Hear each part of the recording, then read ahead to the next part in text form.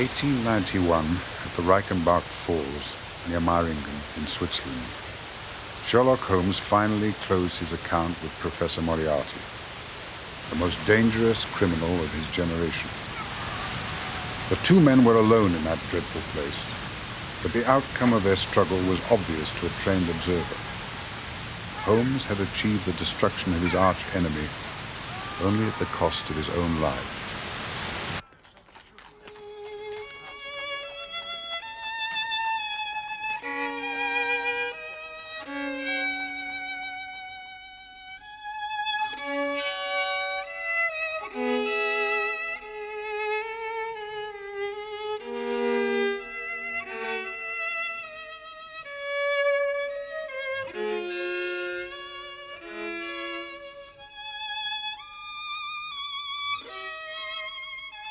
It is now 3 long years since my dear friend plunged to his death. There, deep down under the swirling water, the infamous Professor Moriarty and the foremost champion of law of his generation will lie together for all time.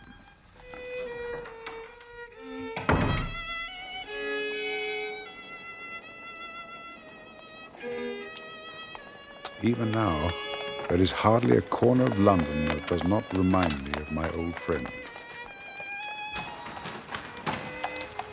I never walked down Baker Street, where we shared rooms for so many eventful years, without it reminding me only too keenly of the past, and the loss of one I shall ever regard as the best and wisest man I have ever known.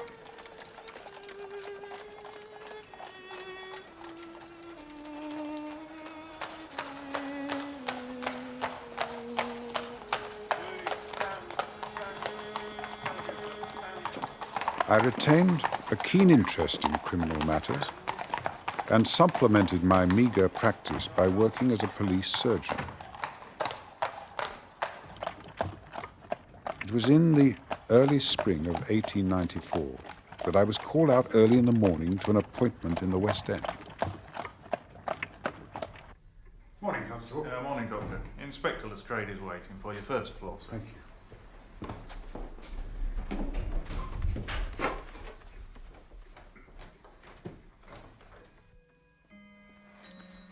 Inspector? Early call, I'm afraid, Doctor. I'm glad to see you. The Honourable Ronald Adair. Oh, not there, sir, if you please. Oh, I'm sorry.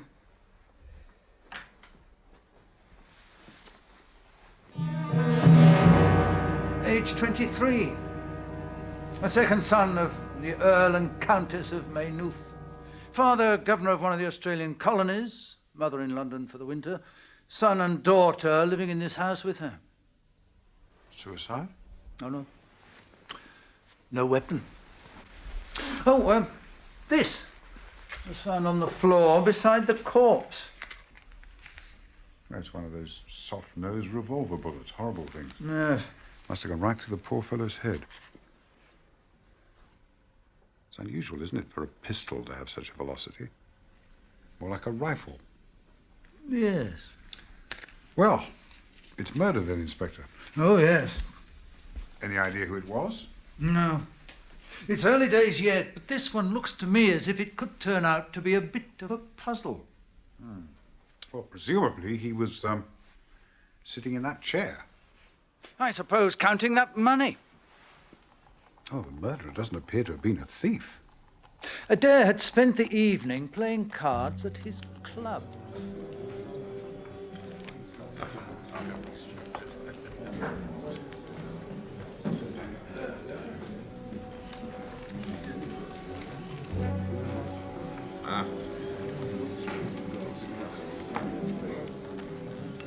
Time for one last hand. Oh, yes, indeed. Now we can get our revenge. Thank you.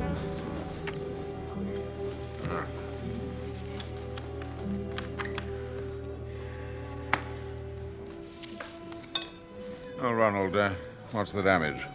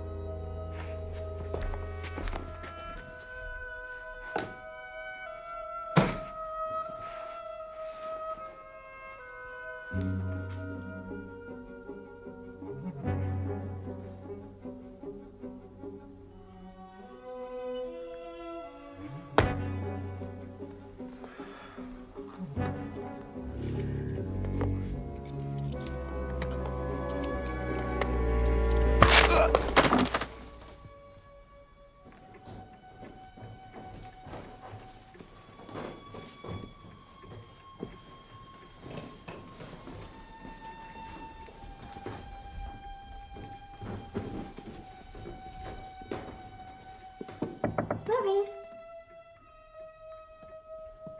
Ronald? Ronald?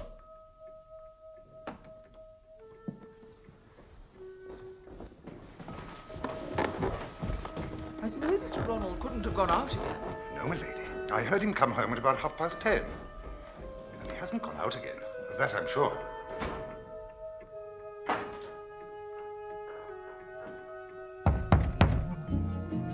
Mr. Ronald. Mr. Ronald, sir. Let's break it down, my lady.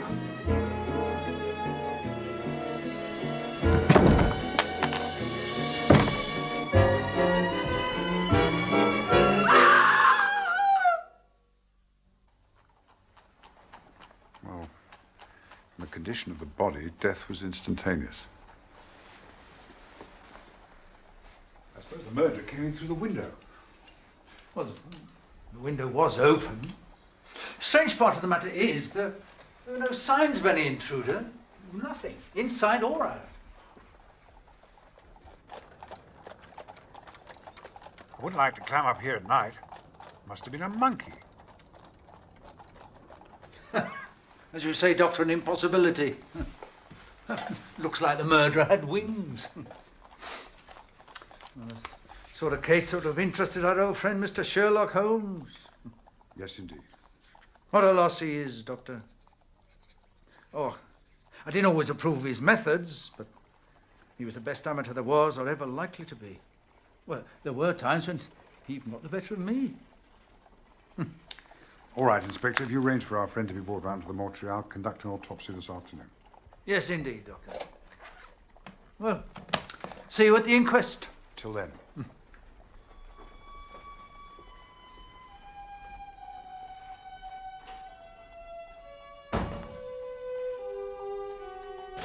Damage through notice.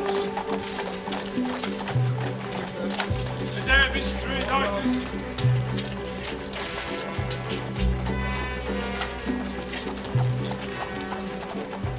The damage through notice. The damage through notice.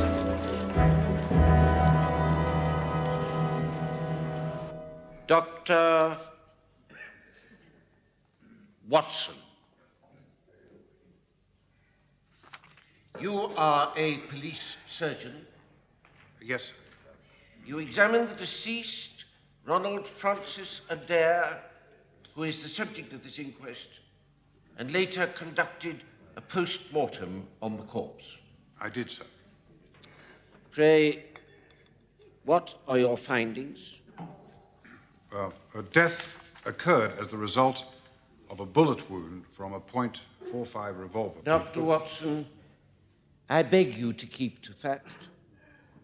My business is to establish the facts of this case. I'm sorry, sir, I don't understand. You say that the bullet came from a .45 revolver. That is pure speculation on your part. It is not your business to start guessing at the type of weapon used. That is a subject for the police. I'm sorry, sir. Pray continue. Death occurred as the result of a wound from a soft-nosed lead bullet. The bullet penetrated the skull above the left eye, traversing the left frontal lobe, through the cerebellum, and then exited from the skull at the back of the head by the left occipital parietal suture. In your opinion, when did death take place? Well, it would have been instantaneous. Have you any idea how far this bullet had traveled before it entered the body? I cannot be sure, but it would certainly be more than 4 or 5 feet. Time of death? Death occurred between 10:30 and 11:30 post-meridian on the 20th of this month. Thank you, Dr. Watson. Ronald Adair and I were in the Harrow 11 together. He was a first-class bat, pretty effective leg spinner. A good sportsman, in fact. Absolutely first-class sportsman, sir. Straight as a die. One of the most popular fellows I know. Thank you, Mr. Murray.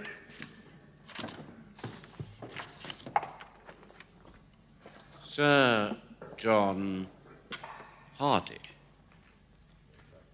I was Ronald Adair's godfather and a trustee of the estate. Of course, the family is absolutely devastated by this appalling tragedy. I put the boy up for the Bagatelle Club, as a matter of fact. He always enjoyed a game of cards. Win or lose, would that affect Mr. Adair in any way, Sir John? Good Lord, no. Not in the least. He never played such high stakes they could affect him at all. The family fortune is a very considerable one. Thank you, Sir John. You have been a great help. And may I say that evidence from such a distinguished person as yourself is greatly valued by the court. Colonel Moran, you were the last person known to have seen Mr. Adair. Did you know him well? I wouldn't say that I knew Ronald Adair well. Knew his father, Lord Maynooth, very well. Used to play polo together in India. But Ronald...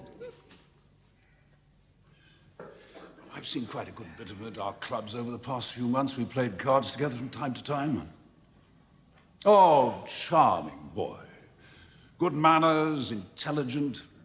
Matter of fact, he's just the stamp of young fellow I'd like to see joining my old regiment. Did you notice anything unusual about him? Did he seem worried or upset on the last evening you saw him? Not in the least. Quite the opposite, in fact.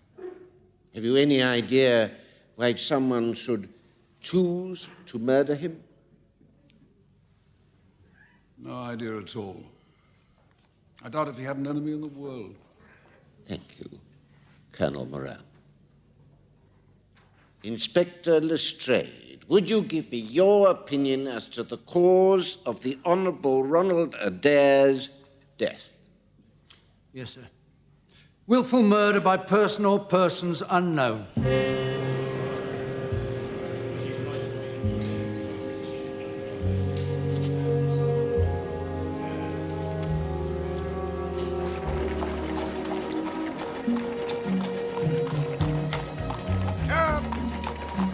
Willful murder by person or persons unknown. Wait, Cab. They're not drinking now. Luke's Grove, Kensington, if you please, cabby.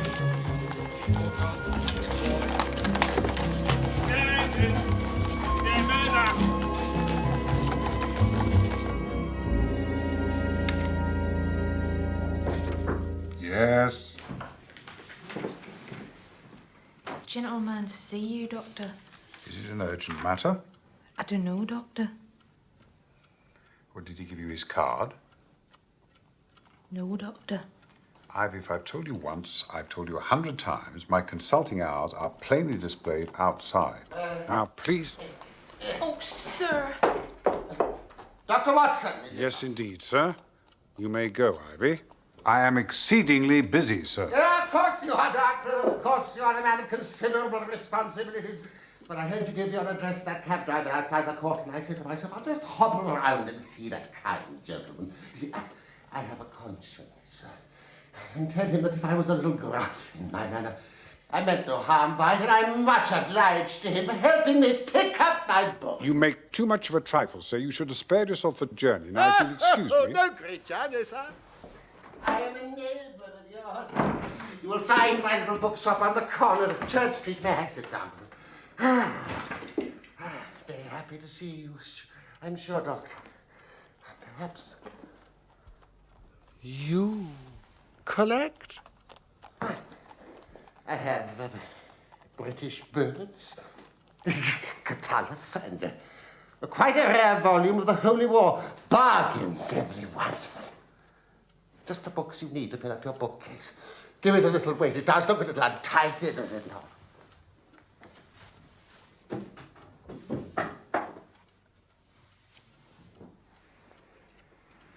Watson, do you mind if I smoke a cigarette in your consulting room?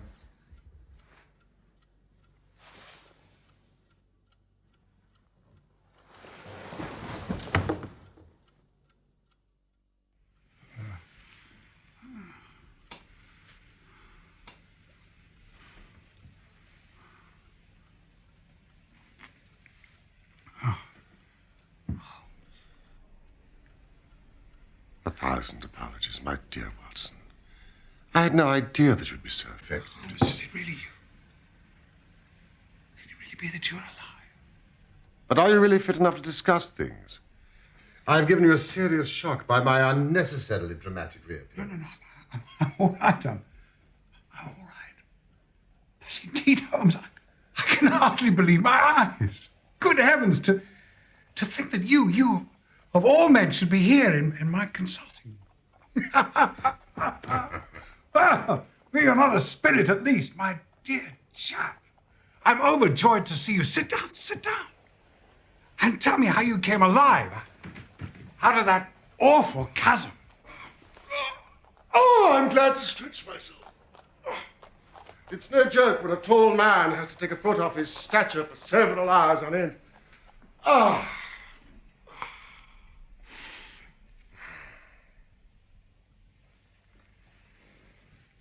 Oh, my dear fellow, we have a hard and dangerous night's work ahead of us. Perhaps it'd be better if I gave an account of the whole situation when that work is finished. No. I'm full of curiosity. I should much prefer to hear now. But you will come with me tonight. When you like, where you like. Ha! Ha! Watson. This is just like the old days. You might have a chance for a mouthful of dinner before we need go. Dinner, of course, but first, you must tell me everything. You sure you're all right? I'm fine. Well, then. About that chasm. I had no serious difficulty in getting out of it for the simple reason that I was never in it. You were never in it? No, Watson. I never was in it. The note that I left on the rock at the Reichenbach Falls was absolutely genuine.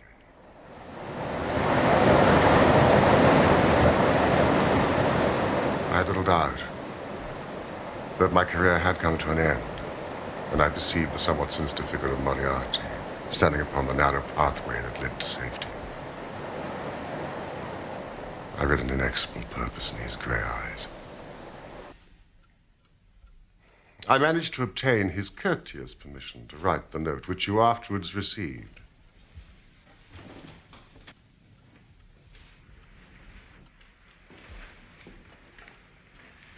It has remained my most treasured possession. It was a few months later that I read with great interest your description of my death. It was excellently done, a most picturesque and exciting piece of fiction. Well, I'm certainly glad from the bottom of my heart that it was fiction. But what did really happen?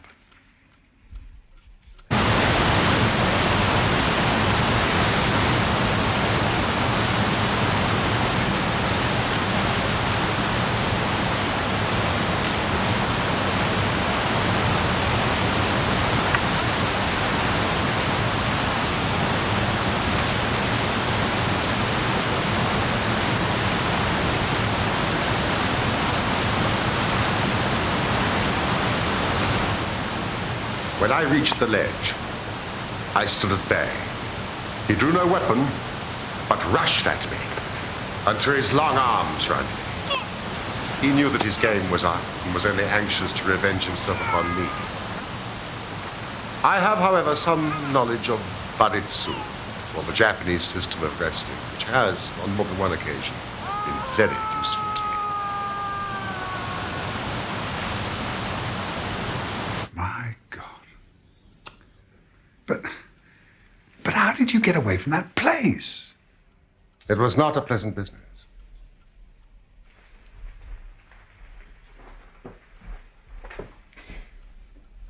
Even as Professor Moriarty disappeared into oblivion, it struck me what an extraordinary lucky chance fate had placed in my way. I knew that at least one of Moriarty's henchmen would seek my demise now, with even keener determination to revenge their dead leader. But if I could convince the world that I too was dead. So I decided to disappear, then and there. Heavens above. But the tracks, Holmes. I saw them with my own eyes. 2 went down the path and none returned.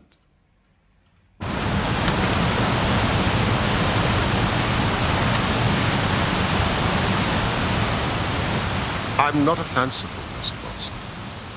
But I give you my word, there were times during that climb when I seemed to hear Moriarty's voice screaming at me from out of the abyss.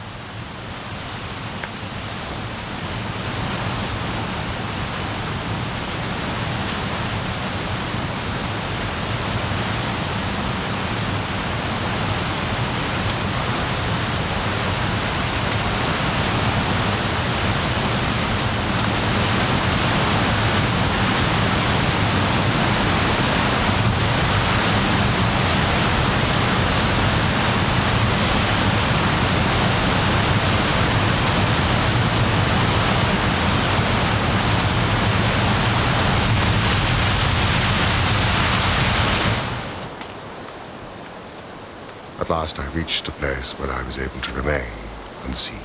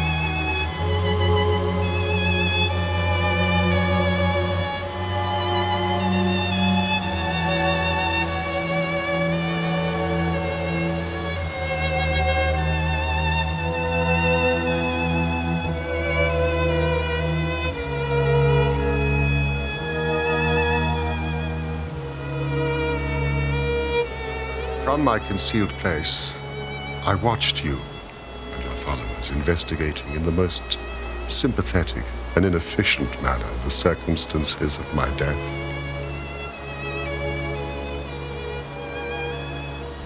At last, when you had all formed your inevitable but totally erroneous conclusions, you departed.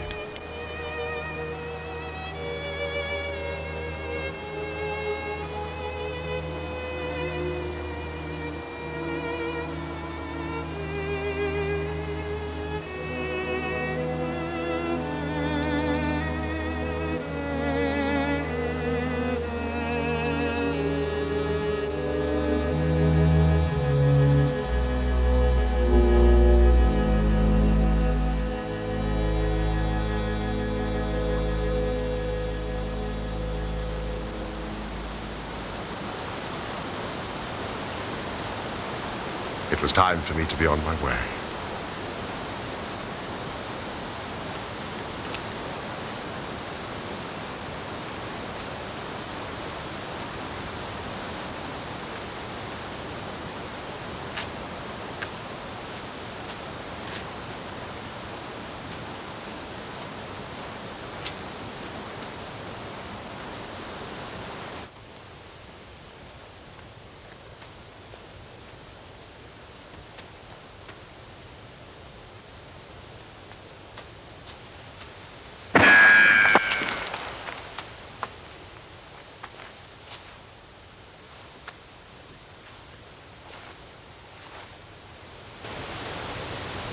course, the meaning of this was obvious.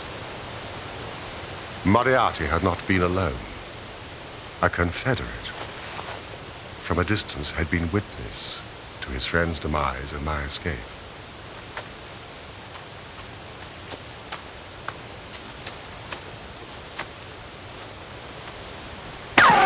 I did not take long to think about it, Watson. I took to my heels and covered 10 miles over the mountains in the pending darkness.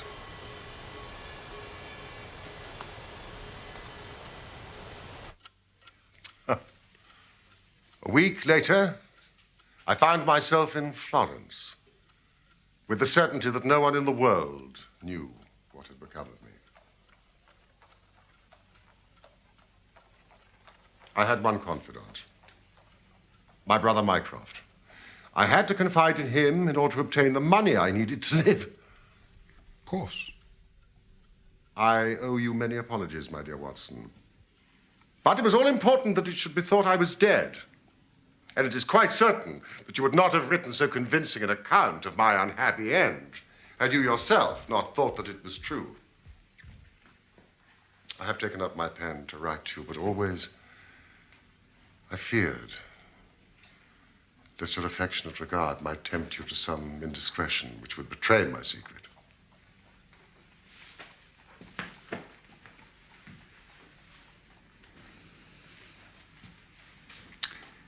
I would have thought I was as trustworthy as your brother. Of course you are, Watson.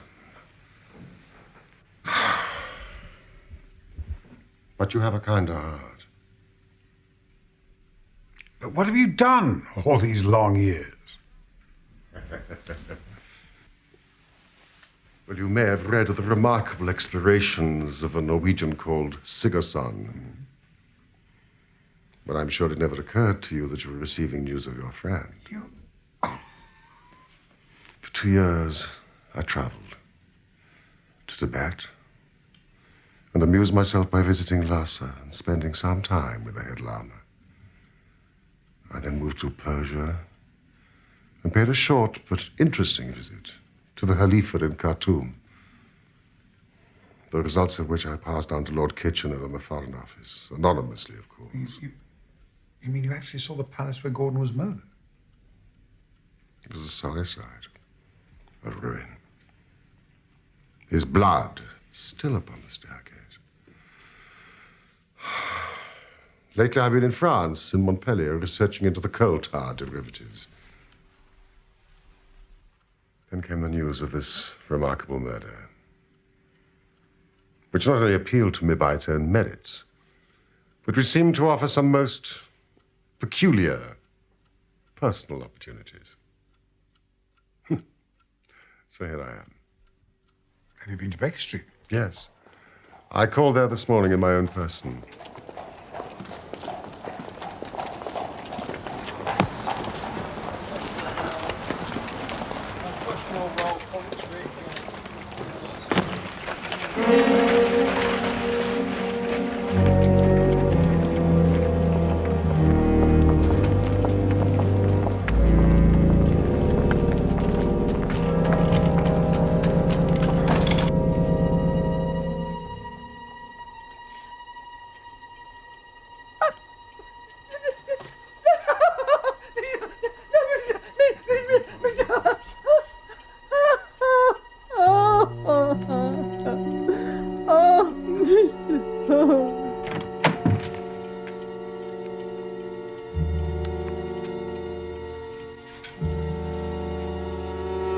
Mycroft had preserved my rooms and my papers exactly as they had always been.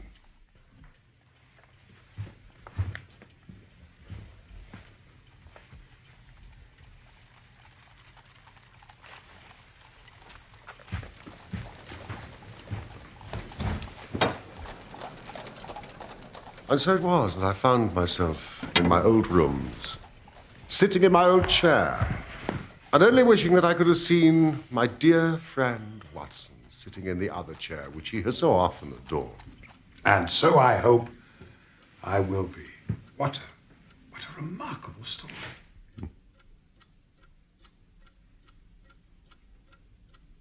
Are you still in possession of your army revolver? Well, I think I have it somewhere. See that you bring it with you tonight. But I have a piece of work for both of us, which, if we bring to a successful conclusion, will in itself justify a man's life on this planet. I beg you to tell me about it. You will see and hear enough before morning. Watson, may I occupy your couch for a few hours? The sea was exceedingly rough during the Channel crossing, and the prospect of seeing London again and an imminent encounter with one of Moriarty's confederates, plus the added pleasure of seeing my old friend Watson quite prohibited in sleep on the railway train. My dear Holmes, please, my bedroom is at your disposal. No, this will suit me very well.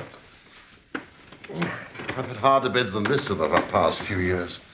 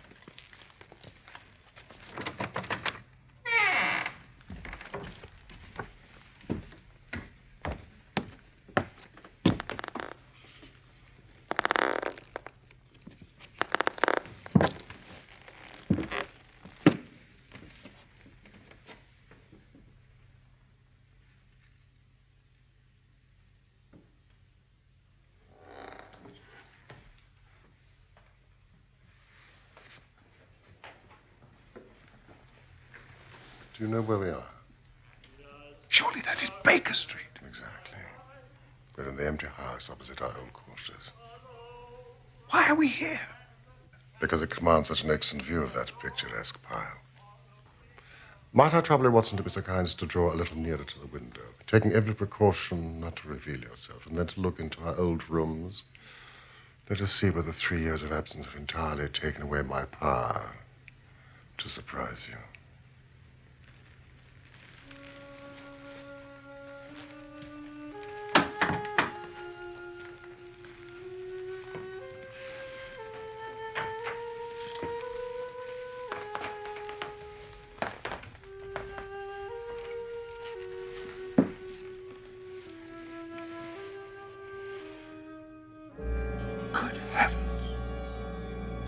It's marvelous. I trust that age does not wither our custom stale, my infinite variety. It is rather like me, is it not? I should be prepared to swear it was you. The construction is due to a Monsieur Oscar Meunier of Grenoble. The bust is in wax. The rest I arranged during my visit to Baker Street earlier.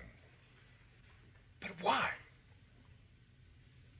Because I had the strongest possible reason for wishing certain people to believe that I was there when I was really elsewhere.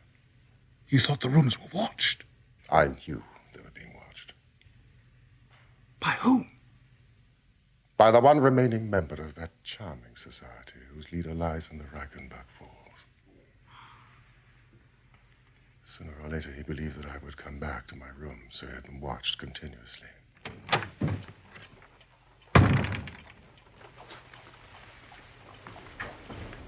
I was observed when I arrived this morning. I recognized the sentinel.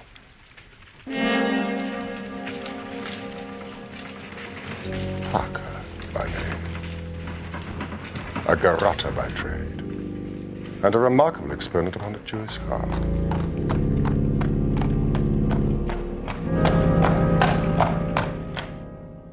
Now I understand the reason for the old bookseller. I care not a jot about Parker, but I cared a great deal about the much more formidable person who was behind him. The bosom friend of Moriarty.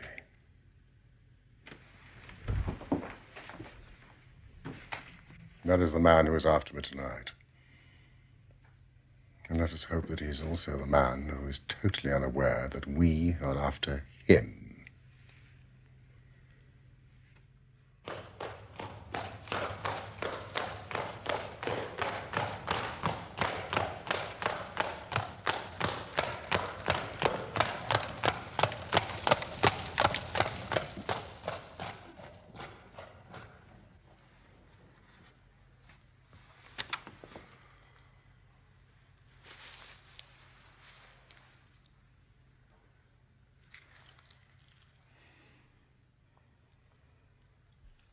Holmes! Look!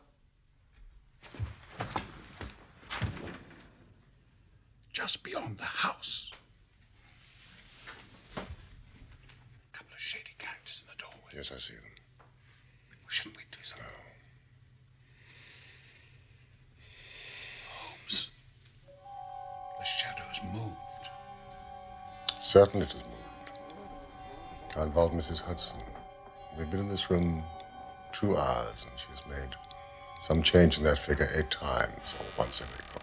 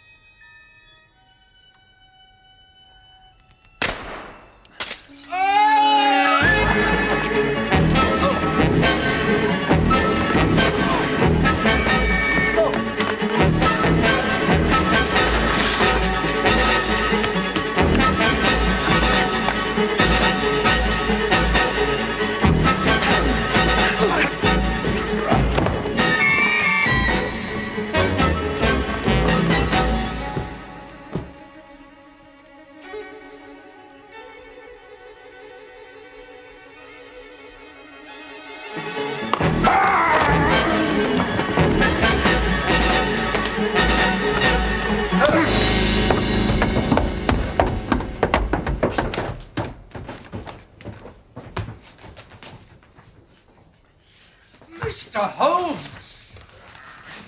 Lestrade, how nice to see you. So it really is you. I had your message. I could scarce believe it. You seem to want some unofficial help. 3 undetected murders in 1 year won't do, you know. Holmes, I know this man. Of course you do, Watson. So does the inspector. Colonel Sebastian Moran. Once of Her Majesty's Indian Army and the best heavy game shot our Eastern Empire has ever produced. I believe I'm correct, Colonel, in saying that your bag of tigers still remains unrivaled. I wonder that my simple stratagem could deceive so old a shikari. How many times have you not tethered a young kid under a tree, laid above it with your rifle, and waited for your bait to bring up your tiger? This empty house is my tree, and you are my tiger! The parallel is exact. You may or may not have just cause for arresting me. But there can be no reason why I should be subjected to the jibes of this person. If I am in the hands of the law, let things be done in a legal way. Well, that sounds reasonable. Anything further to say before we go? Only to ask what charge you intend to prefer. What charge, sir?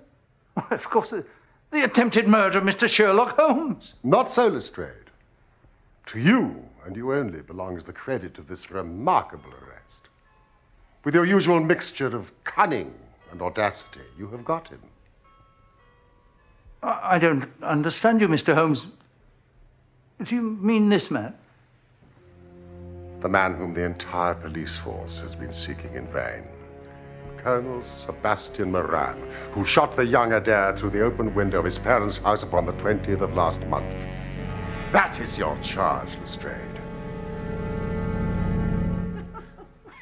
You were quite the heroine of the occasion, Mrs. Hudson. I don't know, I'm sure, sir. I hope you observed all precautions. Oh, yes, sir. I went with it on my knees, just exactly as you told me. And a good crick in my back to prove it. Oh, I wasn't half frightened, Doctor. And when that window shattered, I thought I should have died. Yes, you did it very well, Mrs. Hudson. There's no sign of the bullet. Oh, excuse me, sir. A moment, if you please. What is it? I have it here. I picked it up off the carpet. Mrs. Hudson, you are becoming indispensable.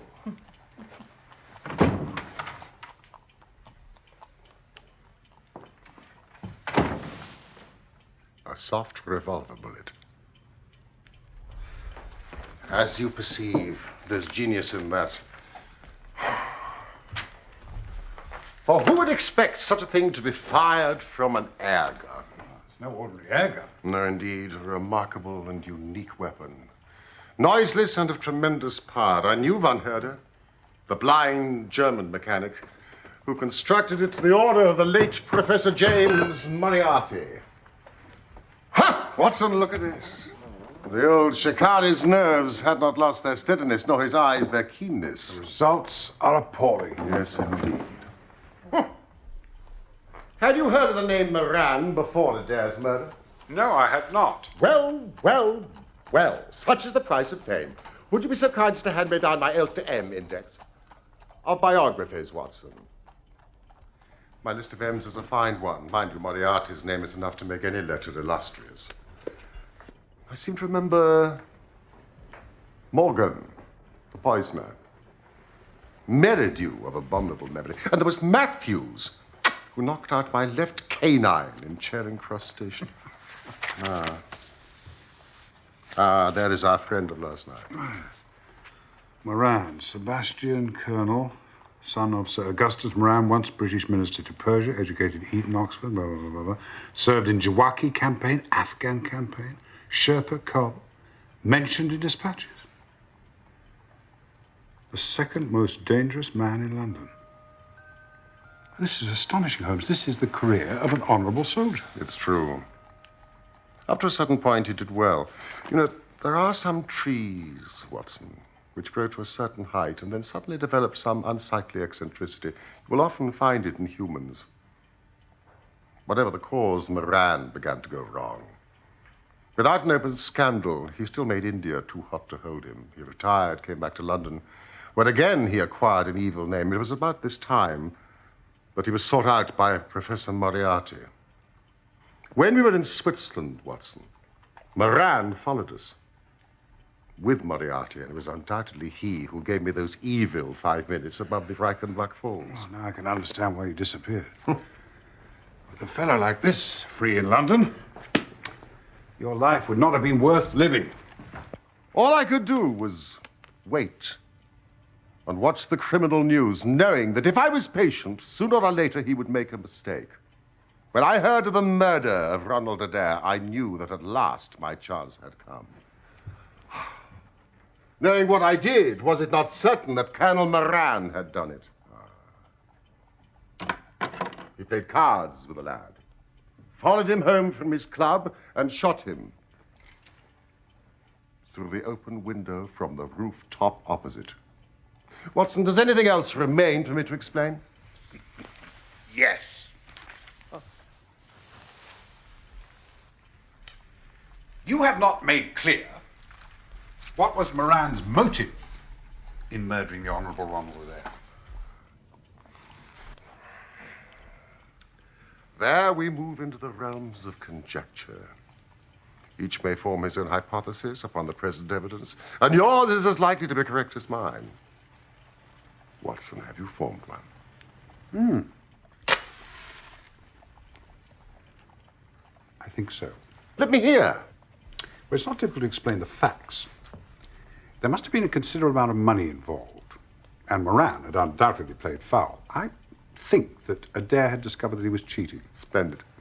Very likely he spoke to him privately and threatened to expose him, Moran, unless he voluntarily resigned membership of his club and promised not to play again. Watson, this is excellent.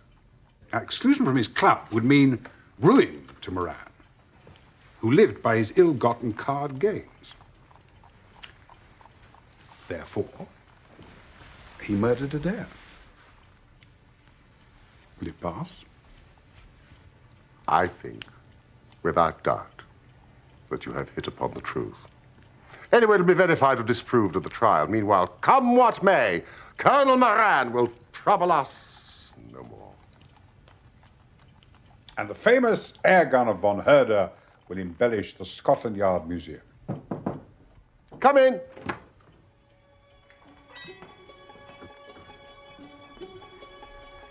Once again, Mr. Sherlock Holmes is free to devote his life to examining those interesting little problems which the complex life of London so plentifully presents.